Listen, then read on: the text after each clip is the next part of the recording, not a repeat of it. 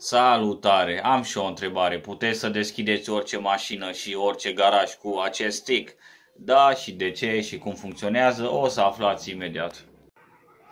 Deci aici avem o telecomandă de garaj și aici avem, bineînțeles, receptorul care se conectează la motor. În fine, deci noi când apăsăm pe buton la telecomandă, telecomanda trimite un semnal radio, un cod la această cutie. Deci până aici sper că s-a înțeles.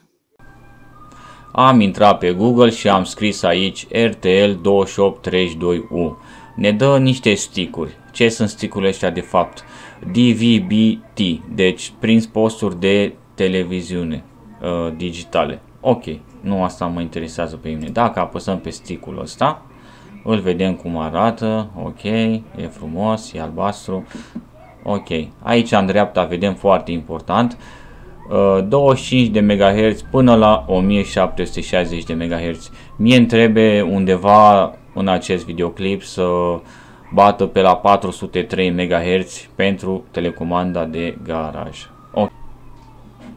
Facem o mică paranteză. Dacă intri pe Google poze și scrii ce am scris aici, hai să alegem și o țară, hai să scriem Africa de Sud. Ok, vreau să vă arăt un mic tabel. Stați puțin să pun poza undeva să se vadă mai bine.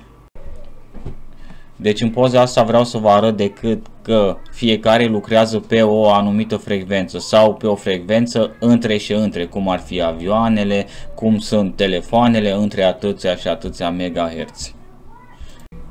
Ok, nu știu cât de bine se vede, cam așa arată softul. Deci noi scanăm acum semnalul. Apăsăm pe telecomandă și vedem ce o să se întâmple. Ok, unde e telecomanda?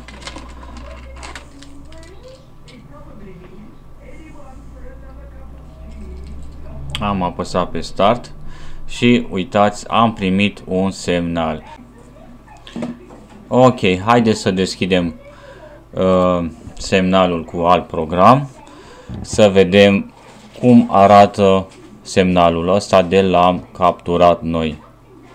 Stați puțin, să dăm puțin zoom pe el, mai dăm o dată zoom, așa, hop, e de ajuns. Aici facem o mică pauză. Deci, după cum se vede, avem semnalul se repetă, deci este un cod. Și o să vă mai explic încă o dată, deci nu încă o dată, o să vă explic exact cum arată acest cod. Stați puțin, să mă mai joc puțin la el. Așa. Cam așa arată în interiorul telecomenzii. Deci ăștia cu galben, hai să le numim switch-uri. Trecem la următoarea poză. Așa arată semnalul capturat și l-am pus lângă switch-uri ca să vă dați seama cum este făcut codul. După cum se vede aici în poză, încă o dată switch-urile 2x2x2 de 12 ori, avem 4096 de combinații. Ok, ce putem noi să facem acum? Putem să transmitem prin brute force. Brute force este un atac, deci noi încercăm toate codurile ăștia în 2-3 secunde. Haideți să vedem cum arată în practică. Am deschis o nouă fereastră, tipărim aici LS-L.